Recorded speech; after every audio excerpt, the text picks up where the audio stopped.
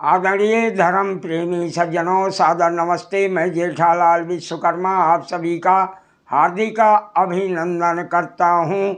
महाभारत उद्योग पर्व अध्याय 11 आपको विदुर नीति का प्रसंग सुनाया जा रहा है।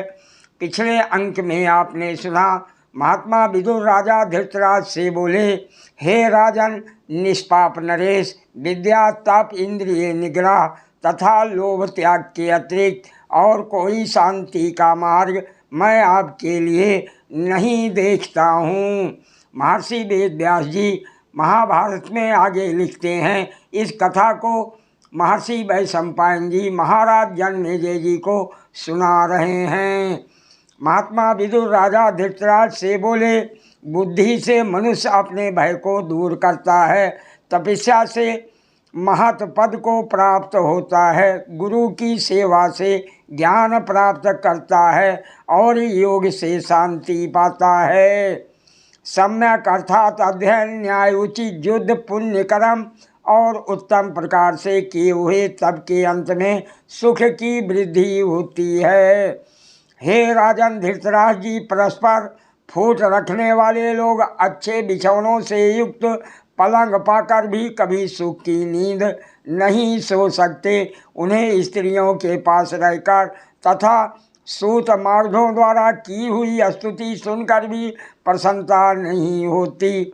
जो आपस में भेदभाव रखते हैं वह कभी धर्म का आचरण नहीं करते, वह सुख भी नहीं पाते, उन्हें गौरव भी प्राप्त नहीं होता और शांति की वार्ता भी उन्हें नहीं सुहाती।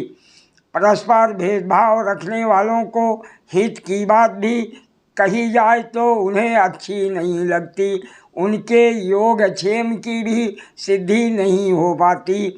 हे राजन, भेदभाव वाले पुरुषों की विनाश के अतिरिक्त और कोई गति नहीं है। हे भरत श्रेष्ठ धृतराज जी, जलती हुई लकड़ियाँ पृथक पृथक होने पर धुआं देती हैं और एकत्र होने पर प्रज्वलित हो उठती हैं। इसी प्रकार जाति बंधु भी आपस में फूट होने पर दुख उठाते हैं तथा एकता होने पर सुखी रहते हैं।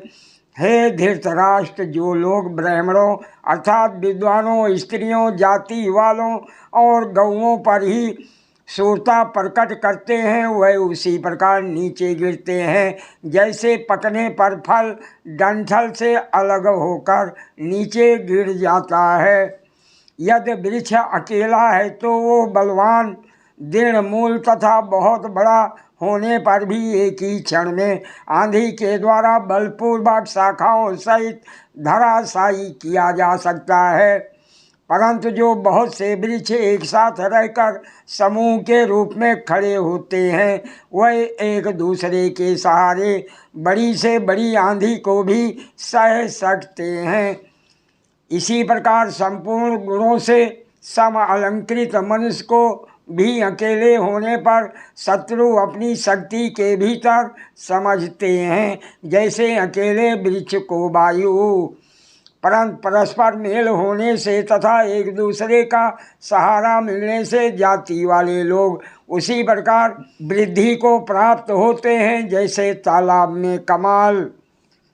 ब्राह्मण, गौ, कुटुंबी, बालक, स्त्री, अन्नदाता और शरणागत वह आबद्ध होते हैं।